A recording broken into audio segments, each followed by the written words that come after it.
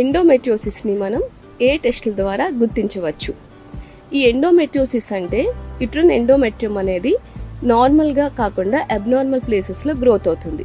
ఇది చిన్న చిన్న బ్లడ్ స్పాట్స్ లాగా లోపల కన్వర్ట్ అయ్యి ఎడిషన్స్, అతుకులు ఇలా ఏర్పడడం వల్ల వీళ్ళు వివిధ రకాల సమస్యలతో బాధపడుతుంటారు. బట్ ఈ చిన్న చిన్న ఎండోమెట్రియల్ టిష్యూ అనేది మనం గుర్తించడం అనేది చాలా కష్టం.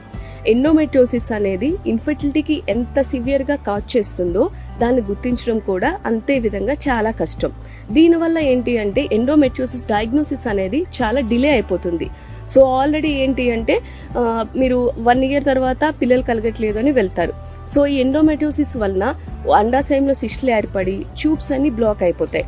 సో మీకు టెస్టులు చేయగానే మీకు అండాల కౌంట్ లేదండి, ట్యూబ్స్ అన్ని బ్లాక్ అయ్యాయి. సో మీకు అర్థం కాదు ఈ 1 yearలో ఎందుకు అండాల కౌంట్ తగ్గిపోయింది, ఈ 1 yearలోనే మనకి ఈ ట్యూబ్స్ అనేవి ఎందుకు బ్లాక్ అయిపోయాయి అనేవి మనకి తెలియదు చాలా వరకు. సో ఈ ఎండోమెట్రియోసిస్ అనేది మనకి రిప్రొడక్టివ్ ఏజ్లోనే, అడాలసెంట్ అంటే మీకు యంగ్ ఏజ్లోనే స్టార్ట్ అవుతూ ఉంటుంది. సో పీరియడ్స్ మనకి టైంలో పెయిన్ఫుల్గా ఉండడము, అండ్ యూరిన్ పాస్ చేసినప్పుడు, మోషన్కి వెళ్ళినప్పుడు పెయిన్ రావడము, నెలంతా ఎక్కువ పెయిన్ ఫీల్ అవ్వడము, కడుపులో ఇబ్బందిగా ఉండడం, ఇలాంటి లక్షణాలు ఉన్నప్పుడు మనం ఎండోమెట్రియోసిస్ని ఉండొచ్చు అని మనం డౌట్ పడచ్చు.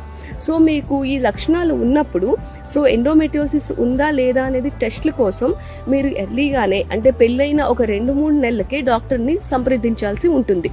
డాక్టర్ ఏ విధమైన టెస్టులు చేసి ఎండోమెట్రియోసిస్ని గుర్తిస్తారు. సో మీకు ఆల్రెడీ చెప్పాను కదండి, ఈ ఎండోమెట్రియోసిస్ని గుర్తించడం అనేది చాలా కష్టం. ఫస్ట్ మేము లక్షణాలు అంటే మీరు ఈ ఎండోమెట్రియోసిస్ లక్షణాలు చెప్పాను కదండి, ఈ లక్షణాలు మిమ్మల్ని అడగడం ద్వారా మేము కొంతవరకు ఎండోమెట్రియోసిస్ని ఉండొచ్చు అని ఒక అవగాహన వస్తాం. సో రెండవది పెల్విక్ ఎగ్జామినేషన్. సో డాక్టర్ మీకు ఎగ్జామినేషన్ చేయడం ద్వారా ఈ చిన్న చిన్న బ్లడ్ క్లాట్స్ అనేవి ఓవరీస్లో కానీ మనకి రెక్టంలో కానీ ఉన్నప్పుడు మనకి పెల్విక్ ఎగ్జామినేషన్ చేయడం ద్వారా మనకి సిస్టల్ లాగా అండ్ కొన్ని రకాల గడ్డల్లాగా పాల్పేట్ అవ్వచ్చు. అండ్ థర్డ్ ఏంటంటే కొన్ని రకాల biochemical markers in blood.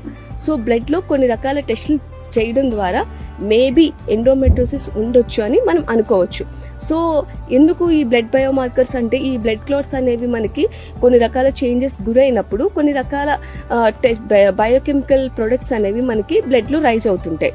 So అవి ఏంటంటే CN-125, CA-19-9 లాంటి కొన్ని రకాల బయోమార్కర్స్ అనేవి మనకి బ్లడ్లో రైజ్ అవ్వడం వల్ల సో మీకు ఈ లక్షణాలు ఉన్నాయి, ఇన్ఫర్టిలిటీ సమస్యతో బాధపడుతున్నారు, సో దాంతోపాటు బ్లడ్లో ఈ లెవెల్స్ ఎక్కువ ఉండడం వల్ల మీకు ఎండోమెట్రియోసిస్ ఉంది అని గుర్తించవచ్చు.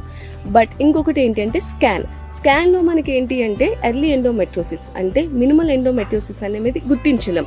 సో మోడరేట్ టు సివియర్ ఎండోమెట్రియోసిస్లో మనకి ఈ బ్లడ్ టెస్ట్ ఈ ఓవరీస్లో ఏమైనా సిస్ట్లు ఫామ్ అయినప్పుడు దాన్ని ఎండోమెట్రియోమా అంటాం.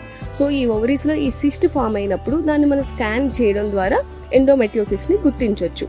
ఇంకొకటి ఏంటంటే MRI. సో సివియర్ ఎండోమెట్రియోసిస్ అయింది, ఇంటెస్టైన్స్, బ్లాడరు, ఓవరీస్, పెరిటోనియం అంటే అబ్నార్మల్ క్యావిటీ చాలా వరకు ఎఫెక్ట్ అయింది.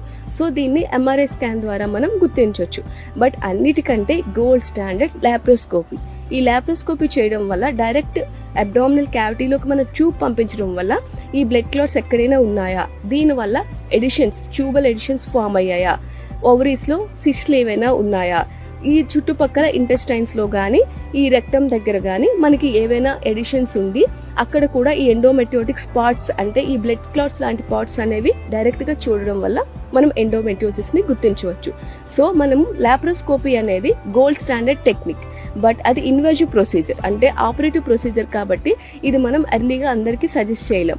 బట్ దీనివల్ల మనకి ఎండోమెట్రియోసిస్ అనేది గుర్తించడం డిలే అవుతుంది. బట్ ఈ లక్షణాలు మీకుండి సంతానలేమి సమస్యతో బాధపడుతున్నప్పుడు లాప్రోస్కోపీ చేయించుకోవడం అనేది ఎంతో ఉపయోగకరంగా ఉంటుంది.